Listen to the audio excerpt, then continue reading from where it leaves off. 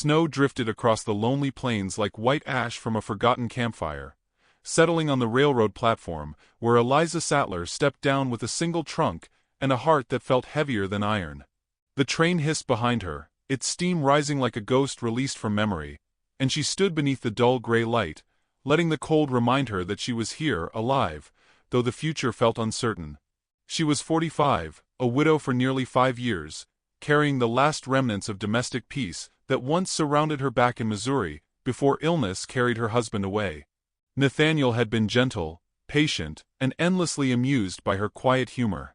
Their small farm had been a sanctuary, and when it disappeared into memory, Eliza felt as if she had been uprooted from fertile soil. She had come to Cold Creek, a snowbound frontier town carved from pine and dust, searching not for dramatic romance but for belonging. She rented a small room above Mrs. Porter's boarding house, a structure that creaked each time the wind shifted, as though it remembered every family who had passed through its doors. Mrs. Porter was a stout, practical woman with observant eyes, and she offered tea without questions. Eliza appreciated that kindness more than she admitted. Cold Creek was small, yet the eyes inside it were not. When she walked its narrow street, she sensed how quickly strangers became subjects of conversation. Men warmed their hands over the blacksmith's brazier, watching her with curiosity. Women peeked from frosted windows, whispering as if age were a scandal worth dissecting. Loneliness sharpened judgment in such towns, and gossip filled empty afternoons. Eliza held her head high, though each whispered word reminded her that middle-aged women were often treated like yesterday's weather, significant only until forgotten. She was still beautiful in a way that spoke of memory more than youth. Silver threads softened her auburn hair, and fine lines around her eyes reflected years of laughter and grief. Yet society measured a woman's worth by softness of skin, rather than softness of character. Eliza learned this slowly, like frost settling on window glass until the world beyond became harder to see. At the mercantile, she purchased knitted gloves for the winter road ahead. The shopkeeper greeted her warmly, but his wife studied her with speculation, glancing toward the shelf where wedding fabrics hung in careful folds. A widow alone, new to the settlement, must surely be hoping to remarry. The idea did not embarrass Eliza. She longed for companionship, for the quiet comfort of sitting beside someone at night and listening to the wind without fear of silence. In her room she kept a small wooden box containing letters written by her late husband Nathaniel. She opened it on her second night in Cold Creek, reading the inked words that once steadied her when storms surrounded their homestead. His messages reminded her that tenderness was strength, not fragility. She cried softly, not from despair, but from gratitude that she had known love at all. By the end of her first week, whispers had grown louder. Someone remarked she was past childbearing years, and any man who chose her would be choosing burdens instead of beginnings. Another woman suggested Eliza must be desperate, otherwise why would she have traveled so far from her old life? The judgment did not surprise her. Women were often valued by the children they could provide or the youth they could display. Eliza knew her worth was no less, only harder for others to see. She tried to remain gracious, pausing to chat with Mrs. Porter about the weather, helping peel potatoes for stew. Small tasks allowed her to feel useful, and usefulness was a form of dignity she cherished. Yet at night, when the wind pressed against the building and lantern flames wavered like timid hearts, she would sit near her window and watch snow gathering on the rooftops. Each flake settled without apology, indifferent to judgment, and she wished she could mimic such calm. On Sunday she attended a gathering at the church. Lantern light softened every pew, and hymns warmed the cold air. Eliza smiled and exchanged greetings, offering gentle compliments that were received politely, but returned without warmth. She felt as if she stood behind an invisible pane of glass, observed but not welcomed into the circle of belonging. One morning Mrs. Porter mentioned that Silas Winton, a wealthy rancher beyond the frozen creek, was searching for a wife. He was admired for his prosperous land and stern discipline. Eliza listened with cautious interest. She did not imagine sweeping romance, only the hope of a shared table, shared labor, shared stories. The idea stirred something within her, a hesitant ember refusing to die. If Silas sought companionship, perhaps she could offer steadiness, and a home built upon quiet understanding. She returned to her room slowly, every footstep sinking into the soft snow. By the time she reached the boarding house porch, she could feel her pulse like a fragile drum beneath her shawl. She warmed her hands near the hallway stove and allowed herself to imagine a future she had not dared to picture for years. She pictured a man who would not see her as winter ending, but as winter beginning, where fires were kindled and stories took root. Such thoughts felt daring, yet she held them close, believing they were permitted even if unspoken. Perhaps life was not finished with her. Perhaps the road ahead held a quiet miracle waiting in the snow, unseen, but already moving toward her with steady steps. She closed her eyes and whispered a timid prayer for gentle guidance. Tomorrow. Eliza prepared herself with care. On the morning she planned to visit Silas Winton's ranch. She braided her auburn hair with steady hands, then unbraided it again because she felt it too severe, finally letting it fall freely beneath a dark winter bonnet. She wore a simple dove-gray dress with a warm shawl and polished boots. She carried no perfume and no borrowed youth, only dignity and a quiet hopefulness she treated as something fragile. Mrs. Porter watched her from the kitchen doorway and offered a small blessing before Eliza stepped into the pale morning snow. The cold kissed her cheeks and brightened her breath like mist. She held to the thought that new beginnings could arise even in late seasons, and the more she repeated it, the truer it felt. The ranch was large and meticulously kept, with fences stretching like long ribs across the fields. Barn roofs shone beneath winter sunlight, and smoke from the main house chimney curled upward like patient prayer. Eliza approached the polished door, feeling the flutter of nerves she had not felt since youth. Silas himself opened the door. He was tall, well-groomed, and his dark coat looked freshly brushed. His silver watch chain glimmered above a tailored vest. The firmness of his handshake surprised her, though his eyes remained studious, as if appraising a stranger's worth with a practiced scale. He invited her inside, guiding her to a sitting parlor where a fire glowed behind ornate ironwork. Everything spoke of order and prosperity.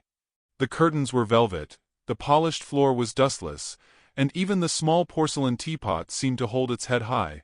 Silas served tea with courtesy and introduced modest topics: harvest disputes, livestock prices, neighboring ranch conditions, winter storms.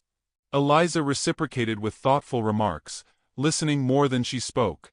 She revealed little about her own heartbreak, preferring to share wisdom earned on her farm with Nathaniel, reminding herself that sorrow did not need to announce itself for others to respect it. Silas appeared to appreciate her composure. He admired her needlework experience, her ability to maintain accounts, her talent for cooking hearty meals from simple ingredients. He remarked that she carried herself with refined calm, and though his tone was formal, Eliza could hear a thread of genuine admiration. They moved to the hearth, where Silas sat with his elbows resting upon his knees, studying her with sharpened interest. He confessed that he sought not romance or frivolity, but steady companionship and shared responsibility. Eliza felt encouraged by this honesty. She sensed they were two souls choosing sensibility over infatuation. Silas proposed that affection could grow like a winter orchard, slowly, quietly, but faithfully. Eliza's cheeks warmed, not from flirtation but from relief. She had not realized until that moment how deeply she missed being considered as someone who could matter. She described her respect for domestic partnership, how comfort could blossom through shared labor and small rituals, how a warm supper could soften the hardest evening. Silas listened attentively, occasionally nodding, tapping his finger against the armrest as though testing the rhythm of her thoughts against his own. She envisioned herself filling this grand home with life again, arranging linens, tending the hearth, stitching curtains, preparing morning bread with the smell drifting toward the barn. The image did not feel far-fetched. It felt like a door opening to possibility. They agreed to meet again the following week. When Eliza returned to town, her steps seemed lighter. She spent evenings sewing near the boarding house stove and humming to herself. Mrs. Porter noticed her glow and offered gentle encouragement. Eliza felt almost youthful, not because she pretended to be younger, but because her heart remembered how to anticipate instead of guard. Yet hope is delicate, and delicacy, in any frontier town, is easily bruised. Whispers began long before the next meeting. A woman at the mercantile remarked that Silas could surely do better, and her companion nodded with thinly veiled scorn. A man joked at the barber shop that Silas had chosen a winter apple from the last barrel. The barber laughed, and Eliza, passing on the street, heard enough to understand they were speaking about her. She walked past them with steady posture, though every word felt like frost settling inside her lungs. Age in their mouths sounded like defect, as if she were a chair with cracked legs or a quilt with thinning edges. Silas had also heard the whispers. When Eliza visited the ranch again, she sensed a tension in the way he held himself. His voice was calm, but the warmth she remembered had faded. They sat once more by the hearth, though the fire seemed smaller and the silence sharper. Silas asked pointed questions about her family history, financial security, childbearing years, and reputation. His tone was less curious and more evaluative, as though she were a ledger to be weighed rather than a heart to be understood. Eliza answered truthfully, unashamed of widowhood or the years that shaped her. She explained that companionship outlasted youthful infatuation, and that love could grow like light inside weathered walls. Silas sighed and leaned back. He looked at her shawl, her hands, her gray-threaded hair, and Eliza understood that he was seeing not her spirit but her season. He remarked that the town might ridicule him for marrying a woman beyond childbearing years, and such ridicule could harm his social standing. He added that his neighbors expected a bride with youthful vitality, someone who could secure lineage and admiration. Eliza felt the gentle light she had been carrying flicker into dimness. She replied that companionship did not require applause, and that quiet partnership had its own dignity. Silas stared at her with regret, though regret did not soften his decision. He confessed that while she possessed remarkable grace, the town's opinions weighed heavily on him. He feared becoming the subject of jokes, feared losing respect, feared choosing warmth over perception. Eliza listened without interruption. She did not beg or argue. She folded her gloves and rested them calmly upon her lap. Silas reached into his coat and produced several folded bills, offering them as compensation for the inconvenience of her expectations. Eliza rose to her feet, refusing the gesture, whispering that dignity could not be purchased like livestock feed. She thanked him for his courtesy and wished him a settled heart, then walked toward the door with the quiet posture of someone carrying a deeply private wound. The cold outside struck her like a sudden rebuke. She stepped into the snow with steady steps, though her pulse trembled inside her ribs. Each flake fell like a reminder that winter always revealed the strength of trees, and she resolved not to collapse within the storm. Yet she allowed herself a single tear, letting it vanish into the wind before pride could interfere. Ahead lay the long road back to Cold Creek, and she walked it without speaking, letting her grief stretch across the silent fields. She passed the wooden gate, unaware that someone had been watching from a distance. A muscular Apache horse handler stood near a stack of chopped wood, his chest bare beneath the icy air, steam rising from his skin like mist above a warm lake. His dark eyes followed Eliza's slow steps with quiet understanding. He had seen Silas close the door behind her. He had seen the lowered head, the trembling gloves, the solitary return through winter's white hush. Eliza did not yet know his name, nor the storm that would soon bind their destinies, but the moment their paths intersected, the world shifted like a lantern flame before wind. Eliza walked deeper into the snowy road, her shawl strained against the wind, each step feeling heavier than the last. She had been holding herself together with pride, but once she believed she was unseen, her knees softened. The weeks of hope, the delicate dream of belonging, the humiliation offered in currency rather than compassion, all converged like a sudden weight. Without warning, her boot slipped on a patch of ice. She caught herself with one hand against a fence post, breathing hard as if emotion had stolen the strength from her bones. The air felt too sharp, and her vision blurred from exhaustion she could no longer disguise. Snow continued falling in slow, deliberate spirals as she stood motionless, trying to gather enough breath to lift her trunk again. The road between the ranch and town stretched like a pale ribbon without end, and she feared her body might yield to grief before she reached shelter. A distant sound interrupted the quiet, hoofbeats and the muted grunt of wood being moved. Turning slowly, she saw the same Apache horse handler she had noticed earlier. His tall frame appeared through curtains of swirling white, as though the storm itself revealed him one moment at a time. He approached without haste, carrying an armful of chopped logs against one shoulder. His broad chest was bare, despite the bitter cold, and steam rose from his skin like mist lifted from a lake at dawn. His long hair hung in dark braids, bound with leather ties, and his eyes held an unreadable steadiness. Eliza expected him to pass by without pause, yet he altered course the moment he noticed her unsteady posture. He placed the logs beside a fence and walked toward her with measured steps, saying nothing at first. She tried to straighten herself, fixing her expression as though sorrow could be hidden if she simply stood upright.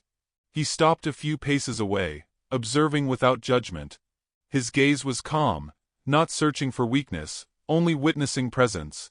Eliza opened her mouth to insist she needed no assistance, yet her voice abandoned her. The man took her trunk with one fluid motion, lifting it as though the wood and iron weighed nothing. His gesture was neither pity nor intrusion. It felt like the quiet recognition of another tired traveler. They continued toward town without spoken agreement, moving side by side at a gentle pace. Eliza studied the snow beneath her boots to avoid looking directly at him. Yet she sensed a stillness around him unlike anything she had known. Most men she had encountered on the frontier wore their opinions upon their sleeves, either proudly or aggressively, but this man carried his silence like a respectful cloak. She inhaled deeply, filling her lungs with air that tasted of pine and cold iron. When her voice finally returned, she murmured that she had managed well enough alone. The man nodded once, accepting her words without relinquishing the trunk. She asked if helping her would disrupt his work, and he answered in a voice low and even, saying only that the path was long, and winter grew harsher by the hour. His accent carried music instead of sharpness, and the cadence of his speech reminded her of river current, slow, persistent, unhurried by obstacles. She felt oddly comforted by the simplicity of his tone. Her embarrassment softened into gratitude. She revealed nothing about Silas or the rejection she carried. She only said she was returning to Cold Creek before dusk. The man acknowledged this with a small bow of his head, as if her direction held meaning of its own. His footsteps were steady, leaving deep impressions in the fresh powder. He did not fill the silence with curiosity or commentary. She respected that more than she could articulate. As the town's lamplights grew nearer, Eliza asked for his name. He answered that he was called Chayton, a horse handler, scout, and seasonal worker for the ranch. His tribe lived beyond distant canyons, but he had spent years navigating the tension between two worlds. Eliza sensed history beneath his calm exterior, rejection from settlers who feared him and distance from those who believed he traded tradition for survival. He did not elaborate, yet every quiet breath suggested he understood loneliness without needing instruction. They reached Mrs. Porter's porch, where smoke drifted from the boarding house chimney, like the warm tale of memory. Chayton set down her trunk with careful placement, as though returning a possession he respected. Eliza whispered a soft thank you, feeling her voice quiver from sincerity she could not suppress. Chayton nodded and stepped back, but he remained near the porch rail, adjusting a leather strap on his satchel as though ensuring she entered safely before departing. Mrs. Porter swung open the door with surprise, seeing Eliza escorted by the imposing Apache man. She offered polite greetings, but her eyes flicked between them, measuring potential scandal before hospitality. Chayton acknowledged the innkeeper with a respectful tilt of his head, yet did not enter. Eliza noticed how Mrs. Porter's fingers tightened around the door frame, revealing a mixture of curiosity and concern. Towns like Cold Creek thrived on stories, and new ones spread like wildfire. Inside, the boarding house had already been warmed by the kitchen stove. The scent of simmering stew drifted through the hallway, and Eliza felt her chest relax. She offered Chayton a final smile, though her gratitude felt inadequate. He paused before leaving, resting one hand on the trunk as though giving her permission to speak if she wished. Eliza confessed that her day had been difficult, though she supplied no details. Chayton listened with quiet attention. He did not ask for clarification. He only said, in a tone barely louder than a whisper, that winter trees never apologize for standing bare. Their branches carry history, and when storms pass, spring finds them exactly where they stood. Those words pierced Eliza more deeply than he could have known. She had spent years imagining that age made her less deserving of belonging, as if beauty needed to be untouched by time to matter. Chayton's metaphor curled around her heart like a soft woolen scarf. She thanked him again, and he gave a slight smile that vanished almost as soon as it appeared, as if expression were something sacred he rarely unveiled. Mrs. Porter called Eliza inside, reminding her that gossip in a frontier town traveled faster than horses. Eliza understood that being escorted by an Apache would stir questions, perhaps even ridicule. Yet she felt safer in that brief walk than she had during entire seasons of courtship. Chayton stepped from the porch and returned toward the ranch, disappearing into snowfall as though he belonged to the storm itself. Eliza watched him until distance swallowed him. Her sorrow no longer felt like a personal failure, it felt like a chapter turning. She closed the door behind her, unaware that from this night forward, every whisper in Cold Creek would bind her fate to the quiet man who had carried her trunk with reverence rather than charity. Town gossip sharpened like winter wind, creeping beneath every doorway and settling inside every parlor. Eliza learned to keep her gaze steady whenever two women lowered their voices as she passed, though the intent behind their whispers was unmistakable. She had become an entertaining subject. A widow escorted through snow by a shirtless Apache, a spectacle wrapped in quiet dignity. The first week after her encounter with Chayton, strangers stared at her, as though she had stepped outside a fence built for polite company. She did not defend herself, and she refused to shrink. Yet each curious glance reminded her that belonging in Cold Creek was never guaranteed. Chayton returned to the ranch at dawn each day, mending saddles, repairing fences, and harvesting firewood for the bunkhouse. His hands were always working, shaping leather, sharpening axes, braiding rope, and washing horses without complaint. Eliza noticed him only from afar at first, glimpsing his silhouette crossing the bridge near the mill or pausing at the general store for salt and oats. He never rushed. He moved as someone accustomed to silence, as though he trusted the wind more than words.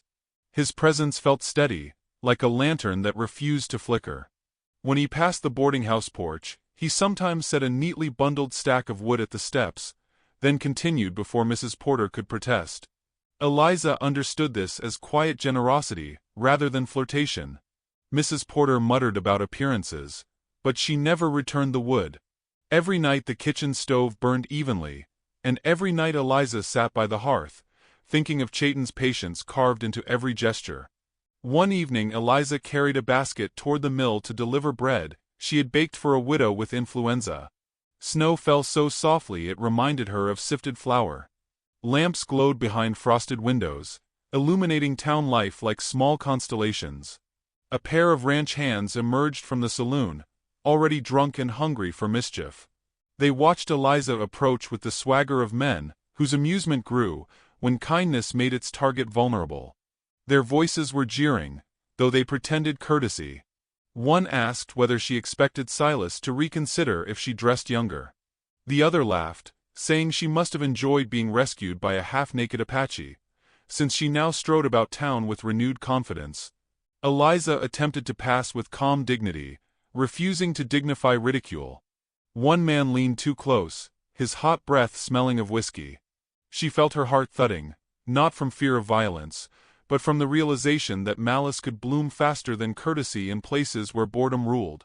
Before she could reply, Chayton emerged from the shadows beside the mill.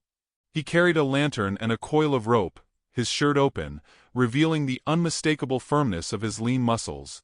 He stepped between Eliza and the ranch hands with no raised voice, no threat, only stillness.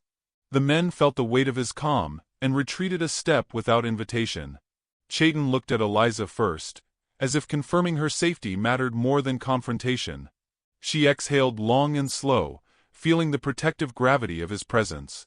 The ranch hands grumbled insults under their breath, calling her a desperate winter bride clinging to a savage.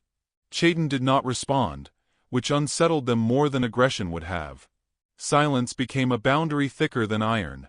The men eventually backed away, muttering into the darkness before disappearing toward the saloon. Chayton offered to walk Eliza home, though he framed it not as rescue, but as courtesy given to someone who deserved peace after an already burdensome day. Eliza hesitated before accepting, wanting to prove she could stand unassisted. Yet she sensed that independence need not refuse kindness. They walked beneath a firmament of silent stars, each step pressed into snow like script written without ink. Chayton did not pry into her humiliation. He only asked whether she preferred a quieter road. She nodded, grateful for the question, grateful for the softness behind it. As they neared the boarding house porch, Chayton confessed that ridicule did not surprise him. Towns could be hospitable to travelers but suspicious of difference. He had spent much of his life unlearning the instinct to justify his existence. Eliza felt those words slide into her like a revelation. She had believed loneliness belonged primarily to women outliving youthful novelty. Yet here stood a man who had known exile without wrongdoing, judged by outsiders who never sought to understand him. Their loneliness did not mirror perfectly, yet it harmonized. During the following days, Eliza observed how gossip evolved into accusation. Silas, irritated that Eliza had not begged for reconsideration, began suggesting her association with Chayton was improper. Women echoed the sentiment with sharpened restraint, implying that Eliza lacked decorum or caution. Mrs. Porter reminded her that a woman's reputation could be shattered by a single assumption. Eliza thanked her gently, yet she refused to treat Chayton's loyalty as shameful. One night the town held a social gathering inside the church hall. Candles reflected on polished floors, violins drifted between couples, and the scent of cinnamon punch filled the air. Eliza wore a cream shawl and remained mostly near the punch table, enjoying the melody without dancing. Silas approached her with the self-satisfied air of a man offering benevolence.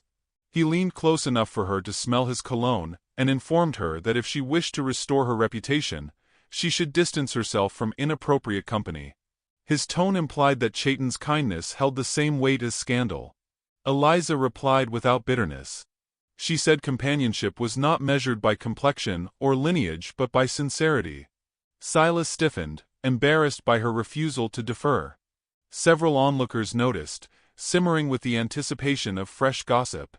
Eliza stepped outside for fresh air, her breath fogging beneath lantern light. Snow whispered across the open ground like a secret. 3 ranch hands followed her from the hall, embers of self-righteousness flickering in their eyes. They asked why an honorable woman would risk her name for a man the town refused to claim. Eliza remained silent, aware that silence sometimes preserved dignity more securely than argument. The oldest stepped closer, implying that solitude made a widow desperate for attention. Before Eliza could retreat, Chayton appeared again, drawn by instinct rather than invitation. He moved with an unhurried stride before positioning himself between Eliza and the men. His posture radiated calm authority, not violence. Lantern light caught the sharp line of his jaw, his breath forming smoky halos. The men backed away reluctantly, feeling their boldness shrink beneath Chayton's unspoken command. Eliza looked up at him, heart beating with a strange mixture of gratitude and something deeper she had not yet named. He met her gaze, and in that quiet exchange, she understood she was no longer merely defended. She was seen. As the ranch hands disappeared into the swirling night, Chayton leaned toward her and whispered the words that would change everything. If she wished to silence the town, all she needed to do was act like she was his wife. Eliza did not answer immediately, startled by the intimacy implied in Chayton's whispered suggestion. Snow gathered on her lashes like pale punctuation, and lantern light from the church hall spilled across the porch steps in wavering gold. She understood the meaning behind his proposal. Not impropriety, not impulsive claim, but protection. Reputation mattered more than truth in towns like Cold Creek, and his quiet partnership could shield her from endless suspicion. Yet the thought of pretending stirred both fear and tenderness. Her heart remembered caution, though her soul recognized safety when offered. She met Chayton's gaze and nodded once, a gesture so small it felt more like surrender to peace than agreement to performance. From that evening forward, Chayton behaved as though he were her steady guardian. He walked her through the town square each morning, carrying baskets or small parcels without being asked. He accompanied her to the mercantile, speaking rarely, yet every silence between them felt like shared music. Children stared with fascination, adults with uncertainty, but the relentless gossip quieted beneath the weight of what looked like certainty. People preferred scandal when it was speculative. Once they believed the widow had already chosen a future, their enthusiasm for whispering deflated. Cold Creek adjusted its curiosity into reluctant acceptance. Silas suffered this adjustment with visible irritation. He had imagined Eliza would crumble after rejection, returning eventually to his door with humility. Instead, she moved confidently beside a man who needed no validation to behave honorably. Silas approached her near the post office, pretending courtesy, though resentment trembled beneath the surface. He implied she should not isolate herself within the strange company of someone who did not belong to their community. Eliza replied that belonging was not earned through resemblance but through character. Silas sneered, claiming her association with Chayton damaged his pride more than her reputation, and Eliza offered a gentle apology without remorse. She knew now that pride built without kindness held no worth. Winter deepened, frosting every rooftop and paling the river into crystal stillness. Each afternoon Eliza and Chayton gathered wood outside the boarding house, stacking logs near the kitchen door. Mrs. Porter occasionally scolded them for stirring curiosity, yet her scolding came with steaming biscuits and softened eyes. She eventually accepted that safety was more valuable than silence. Eliza grew accustomed to Chayton's nearness, the way he steadied her elbow on slippery ground, the way he listened without interruption, the way he left before dawn after ensuring she had enough wood for morning fires. His presence became a quiet language her heart learned before she understood its vocabulary. One evening a storm swept through Cold Creek with angry winds and bitter snow, rattling windows like restless ghosts. The boarding house crackled with heat, but the wind roared like a wild river outside. A sudden knock startled the room. Eliza opened the door to find Chayton standing with frost clinging to his hair, carrying a lantern that flickered like an ember inside its glass. He had come to reinforce the shutters on the upper floor, concerned that the storm would tear open the frame. Eliza followed him up the staircase, the lantern trembling shadows against the walls. He worked quickly, securing every latch and gap, his movements confident and efficient. Eliza pressed her hand to her shawl, unexpectedly comforted by the simplicity of watching him protect something that was hers. When they reached the barn to check the roofline for loose slats, the storm seemed to quiet around them, as though snow itself respected their shared stillness. Chayton held the lantern between them, illuminating drifting flakes through broken planks overhead. Eliza breathed slowly, feeling her heartbeat echo deeper than fear. She thanked him for the kindness he had shown her since the night of her humiliation. Chayton listened without shifting his gaze. She confessed she had expected rejection to define her future, that widowhood sometimes made her feel like an empty room in a house once full of music. He responded softly, saying empty rooms were proof that music had once existed, not evidence that it could never return. Those words stole her breath. She reached out and touched his forearm as naturally as one might brush the side of a familiar piano. He did not withdraw. Instead, he rested his hand gently atop hers, as if memorizing the warmth of a small miracle.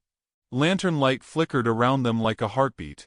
Outside, wind snarled against the barn walls, yet inside the universe seemed unmoved by anything except the gravity between two souls who had survived loneliness without bitterness. Eliza confessed her gratitude for his companionship, though she feared her heart might grow foolish without permission. Chayton leaned closer, voice low enough to feel like confession rather than declaration. He told her that pretending she was his wife had not felt like pretending at all. He had loved her quietly from the moment he watched her walk through snow with more dignity than most carried in triumph. He had admired her absence of bitterness, her steadiness, her refusal to bargain with humiliation. He whispered that he recognized strength not by volume but by endurance, and she had endured more storms than she acknowledged. Eliza's throat tightened, not from uncertainty but from relief. Chayton lifted her hand and pressed it gently against his chest, letting her feel the controlled thunder beneath his calm. He confessed he asked her to act as his wife because his heart had already accepted her as his equal, though he had never expected reciprocity.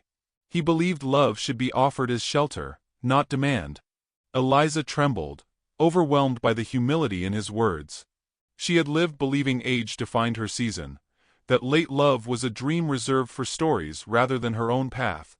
Yet here stood a man who saw beauty in resilience rather than youth, a man who admired her history instead of fearing it. She whispered that she no longer wished to pretend, that companionship with him no longer felt like protection, It felt like home. Snow drifted through the broken boards above them, and the lantern glowed between their faces like a flame refusing to surrender. They embraced without urgency, leaning into a tenderness deeper than romance. Their lips met without dramatic hunger. Their kiss felt like a promise written in quiet ink. Chayton rested his forehead against hers, whispering that love did not arrive early or late, only on time. Eliza closed her eyes and breathed into that truth, letting it settle beneath her ribs. When dawn arrived, the storm had passed, leaving snowbanks sculpted like divine handiwork. Eliza stood at the porch with Chayton, watching sunlight lift from the horizon. Cold Creek stirred to life, unaware that a new chapter had already begun. Silas approached angrily from across the road, determined to reclaim control with public confrontation. Eliza tightened her grip on Chayton's hand, ready to face whatever judgment awaited. The world might accuse, misunderstand, or resist change, yet she no longer felt alone inside it. In that moment, she understood that love could silence any storm not by force, but by presence.